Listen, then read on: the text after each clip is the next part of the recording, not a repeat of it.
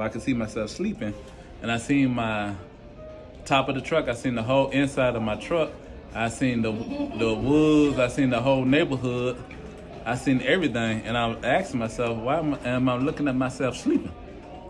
And I did not realize what had happened to me. Then I hit a tree.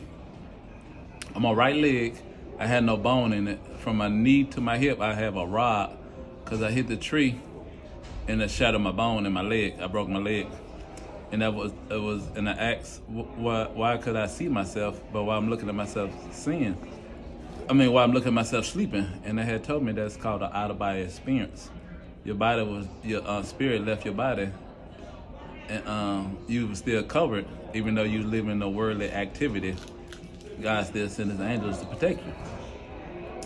And that was my start of my walk with Christ. I started with my start fitness, because you got to be fit for the kingdom. That happened April the 1st, 2006. I started going to the gym around 2008 because I started going to physical therapy to build that muscle up in my leg, because my leg was broken. And not by me having a bone, I had to learn how to walk again. I had to learn how to use the bathroom. I had to learn to do everything over, all again. But I started working out with this guy called Charles Perkins. And my brother and him used to go to the gym all the time. And my first experience was he wanted me to go to the gym with him. And first thing I was thinking about him being a pastor, he's going to be throwing a lot of church stuff at me. And he don't know me. And I don't want to hear all that church stuff. And so, but he didn't. So he was just happy about going to the gym, about working out. That was good. So over a period of time, by me going to the gym with them, to my transformation, I started going to church. Now I asked them,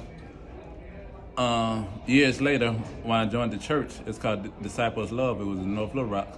I asked him years ago, I said, the whole time you was going to the gym, not one time you asked me about going to church.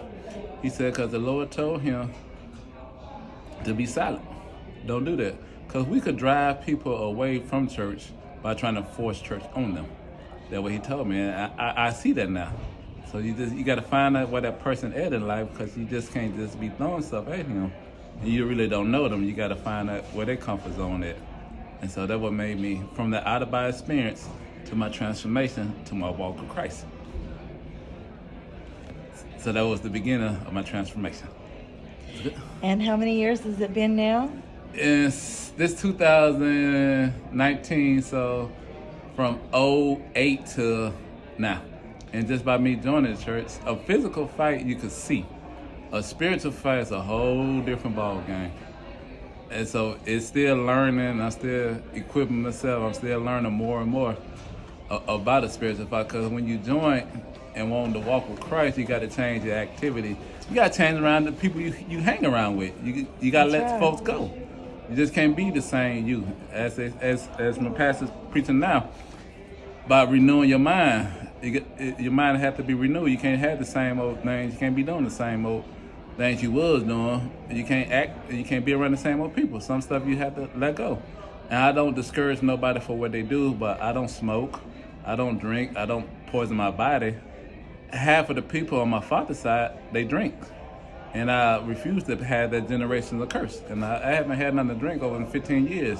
Now, if you choose to drink alcohol and do whatever, that's your choice, but I'm not gonna do it. I don't downgrade myself for no one. If it's something I don't do, I just don't do. It's just simple, but for that walk, you just gotta find you. And some people you're gonna have to let go.